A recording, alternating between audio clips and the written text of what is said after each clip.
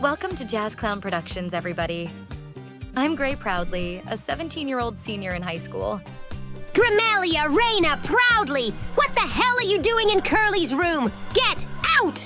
Sorry, this is my actual room. As you can tell by this situation, I was always hated by my parents. And the reason why is this pretty little girl right here. Yep, I'm talking about my little sister of 3.5 years, Curly Shirley Proudly. Curly is a 14-year-old 8th grader who's the captain of her cheer and gymnast squad. And because of all those trophies and medals she won throughout her 14-year-old existence, she was deemed the diamond girl of the family. We're Team Curly, all the way! Not to mention, she's a straight-A student and has been on the honor roll since she was in 4th grade. Plus, all the boys in the neighborhood would kill to even look her way. While the girls are begging her to hang out with them, I, on the other side of the bed, was her polar opposite. A chunky girl who tried to excel in studies and sports, but my efforts seemed to barely work. Every other day, they would scream lots of horrible crap to me. Hell is wrong with you! Why can't you be more like your amazing sister for once in your worthless life? They frequently express their discontent about my laziness and worthlessness, implying that they regret birthing me if this is how things would turn out. Well, your stupid negativity's not making it easier for me. Shattering my self-esteem and making me feel lower every day was their favorite pastime. Curly Shirley is our little princess, and she'll do the family proud. However, you would never amount to anything no matter how hard you try. And every night I would lock myself in my room and cry myself to sleep. For that reason, I found myself harboring a significant amount of deeply rooted resentment, not only directed at them, but also aimed at Curly Shirley. It was as if they ignored my feelings completely, running them over like roadkill without a second thought. At the same time, I observed how they frequently allowed her to escape from situations without facing any consequences, as if she was above accountability and could get away with murder without anyone batting an eye. I've always enjoyed singing and writing songs since I was 9, and I would often create lots of songs alone in my room. Just last month, Dad heard me playing one of my own songs. And guess what? He was so pissed, he didn't even dare waste time in shutting my dreams down. I hope you don't think it sounds good or anything, because you stink. Then he yelled at me to relinquish that hobby altogether before storming off. Sweet mother of Tony Chopper. What an arse, right? And the worst part was, Mom and Curly were snickering behind him. I mean, come on.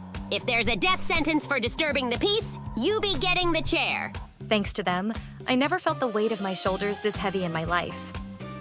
I was left wondering if I was living with a family or a bunch of insecure passion killers. A good parent never treats one kid like God's gift to the world, and the other like a pile of pig droppings. Oh, and guess what? Even Miss Thing knows where she stands in the family dynamics. She loves turning them even more against me. Whenever we were just chilling in the living room, she'd mess things up on purpose and then act like it was my fault. I saw her break it! And not once did my family ever believe my side of the story. They don't care how innocent I think I was. I'd suffered the direst consequences in the end, with Mom's old La Chancla, compulsory fasting during lunch and dinner. You read it right. And most of all, getting grounded for a minimum of 5 weeks and locked in the cold, dark attic. I was stuck like a rat in a glue trap until the morning of my 18th birthday, when I finally got a chance of freedom. That morning, I was called into the living room. Not because they want to wish me a happy birthday or anything, but for something else. We decided to cover your college fees and tuition for all 4 years. I should be happy about this, but they delivered the news in a cold, business-like tone. So I knew that they're not doing this out of love or support. Really? Yeah, but only because we don't want to see your face here ever again. Wow. Thanks for what you're doing, but how could you say that? I get that not one of you ever loved me, but damn. Then Curly came strutting while cackling like a witch. Well, duh. You've been useless to this family for the past 15 years. So now it's your chance to make yourself useful by leaving and never coming back. That's right. And just so you know, it's obviously coming out of your inheritance. As if I have much of an inheritance in the first place. But hey, we are a generous couple, so we're not going to ask you to pay us back.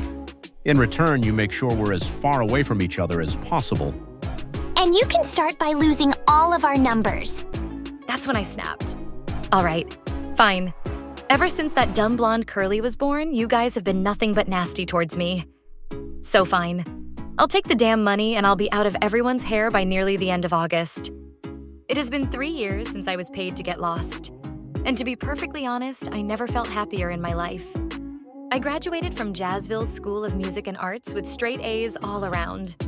Looks like my family was the only ones holding me back for years. But now, with the help of my friends and roommates' encouragement, I was able to focus on not only my studies, but my career as a singer and songwriter. So, about those old songs I wasn't allowed to sing before, the campus talked me into sharing them on my socials, like YouTube. And now I'm getting a crazy 100,000 views a week. Even huge stars like Michael Bublé, Ariana Grande, Christina Aguilera, and my all-time fave Lady Gaga can't help but jam to them every day. And all this time, I haven't heard about my parents nor Curly Shirley since. But one time, when I was getting ready for my first live concert, I got a call from an unknown number. Hey, Gray, it's me, your mom. What the heck? Hear me out real quick. I know we weren't the best parents to you, like, at all. But look at where you are right now. You're right. You guys suck as my family. So what do you want? We're in deep and in need of your help. Lois told me that not long after I bounced, CS totally went downhill. For starters, she switched up her hairstyle and her clothes. It's straight hair Shirley now, thank you very much. She quit cheerleading and gymnastics completely, her grades were dropping like crazy, and she's way more into parties, guys, and just causing ruckuses every other day. Seems like she was totally fine with us not being sisters anymore by celebrating being the only child way too much. And of course, Mom and Dad still refused to see any of her faults for obvious reasons. When she turned 18 3 weeks ago, instead of going to college like a normal teenager, she eloped with a quirky 20-year-old guy who thinks he's gonna be king of the pirates, and promised to make her his queen if she comes with him. But not before stealing all their money and jewels. See you worthless creatures like never, LOL. Thanks to Shirley, Lois and Roger are not only almost penniless, but at risk of losing their home. Can you pull it off? No matter where we go or who we chat with, it seems like everyone's buzzing about your success. Yes, we doubted your foolish singing dreams in the past, but if you look at it from our perspective, you'll understand that we were the cause of you being where you are today. You can't back out now. You know you owe us. So this is the least you can do. Got it? What the actual hell? How freaking dare this woman insult my dreams of becoming a singer again? And what happened to not needing my money after I left them alone for 3 whole years, huh? I am shocked that she hasn't changed at all. And probably neither did Dad. Okay, fine. If they want me to return the favor for everything they've done for me, then their wish is my command.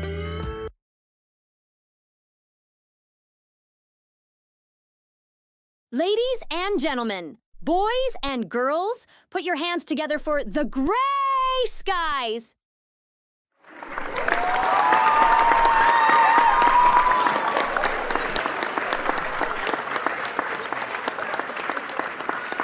Good evening, ladies and germs. Before we start, I just want to let you guys know that our latest song is dedicated to my relationship with my lovely parents sitting in the front as a thank you for everything they've done for me. Wow, looks like she really does care after that. Yeah, as she should.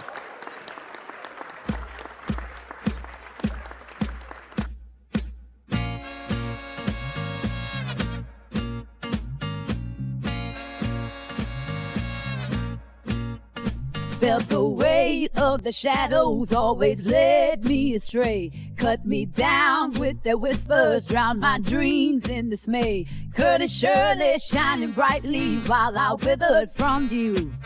A voice unheard, I lingered in the hush, I withdrew. But I remember when they told me you can rise above it all. I remember when they told me just stand tall through it all. This isn't living, no, this isn't life. Am I right? If I'm wrong, I'll still keep fighting. Toxic words like daggers pierce my heart and dreams. Love turned into shadows where silence often screams. Singing's in my veins, and I'll let my spirit break free. Awakening the fire that's been locked inside me. But I remember when they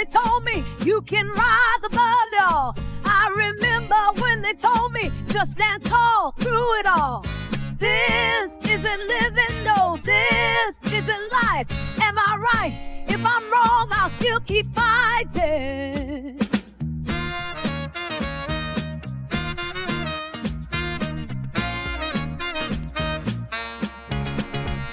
Time to shatter these chains, let my spirit ignite.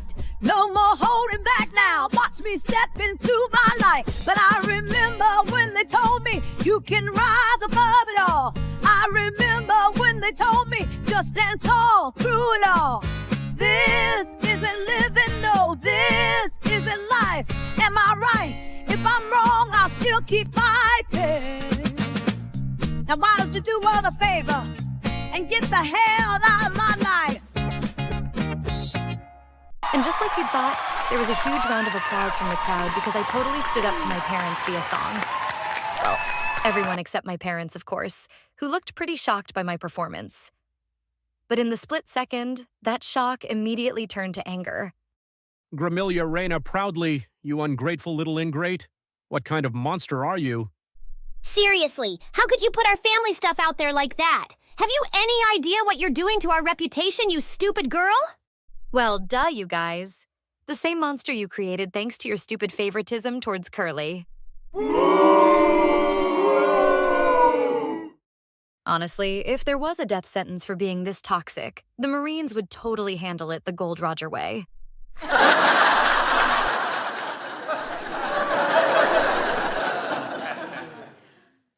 just shot those words right back at them, where they belong.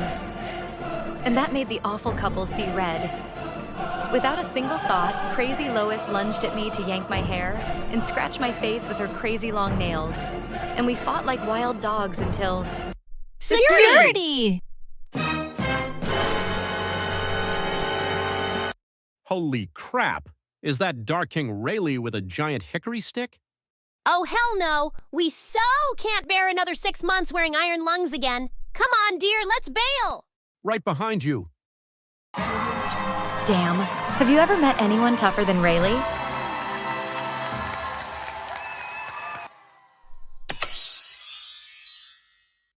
After that little incident at the concert, Roger and Lois got a ton of hate from the neighbors. I used to live in a really small town, so you know how quickly gossip spreads. I heard Lois scratched her daughter's eyes out during her concert. I heard she and her equally dumb husband almost got their butts kicked by the legendary Dark King. Again!